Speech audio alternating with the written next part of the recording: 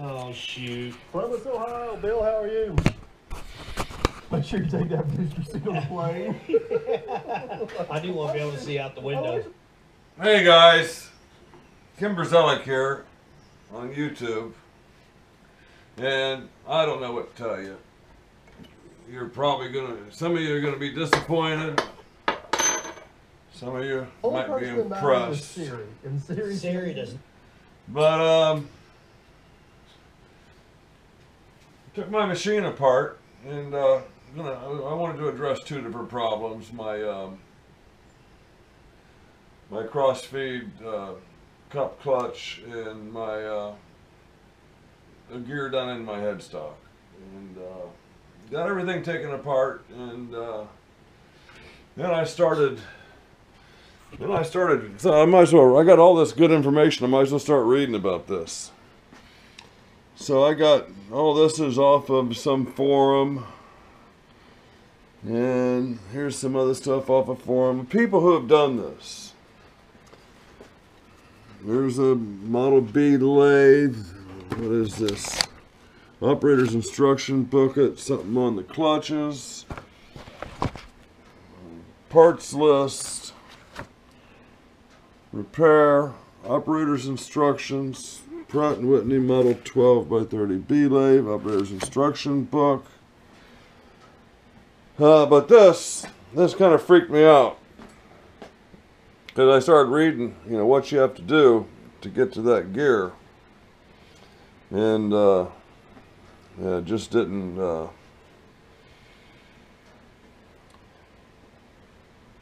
make any sense to what I've been doing.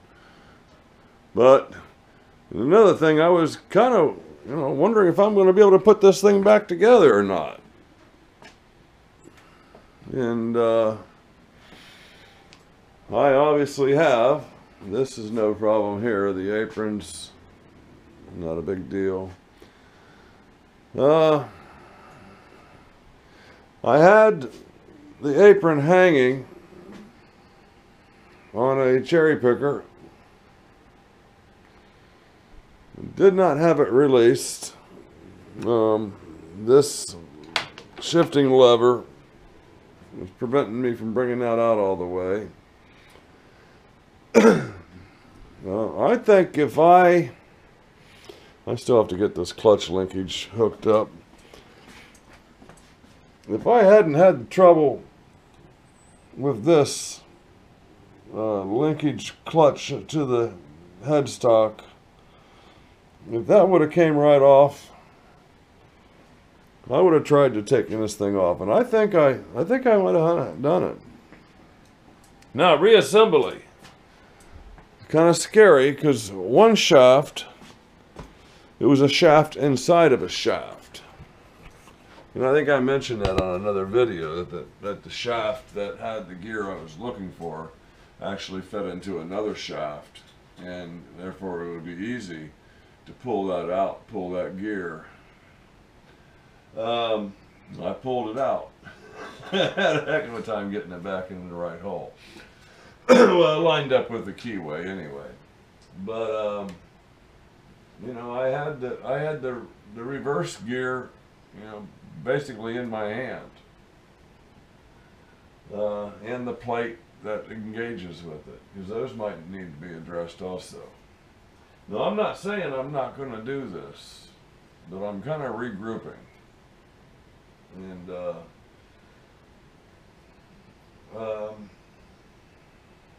you learn a lot when you tear a machine apart and get it back together. So that's where we're at. I did, like I mentioned, and this might have been the main reason I put everything back together, because I could barely put this thing together. I said, how in the heck am I going to put that lathe back together when I can't even assemble, what do they call this? An automotive, well, Pittsburgh Automotive. Well, they'll say what they call it on the book here. The folding shop crane.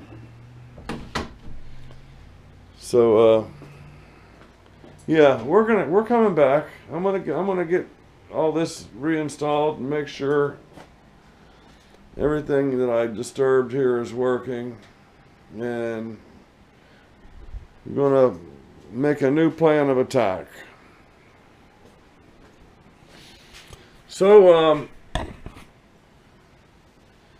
if I've disappointed some people, I apologize. I am going to do this stuff because I want the stuff right.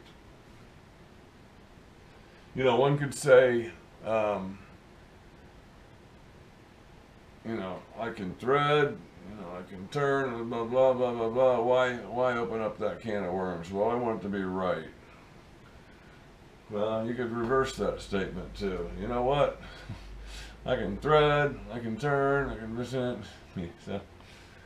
So, yeah, you talking myself out of it. But, yeah, I'm kind of relieved that I was able to reassemble everything. So what you know, they made these things in the 1800s and the early 1900s. I mean, the concept was the 1800s. This was in 1943 maybe, or when they started the bees in 42, I think. But you know, it's 100. You know, it's not 100 years yet, but yeah, it's damn near. You know, it's 90 years. And there is some technology there. Some workmanship, craftsmanship. It's a thing of beauty. Okay, like and subscribe, tell a buddy, bring a friend. We will, you know, who knows, tomorrow I might have this thing all apart again. I'm getting obviously a little more comfortable with disassembling it, so I rig all the apron and stuff off and carriage, so, why not, you know, yeah, we'll see. And one person mentioned that I should be taking the main spindle out, and the information that I have off the internet all points to it's a very easy job to do from underneath the headstock.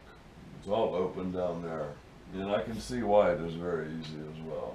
You pull out basically you're going to pull out a stub of axle about 10 inches long, and it's going to have, you know, the gear in the opposing part in hand.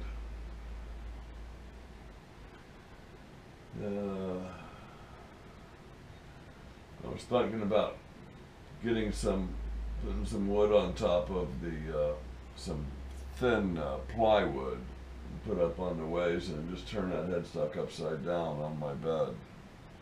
Nah, maybe not. I'll bring a table in. Okay, it's snowing here. Let's go take a look at that. It's our first real snow.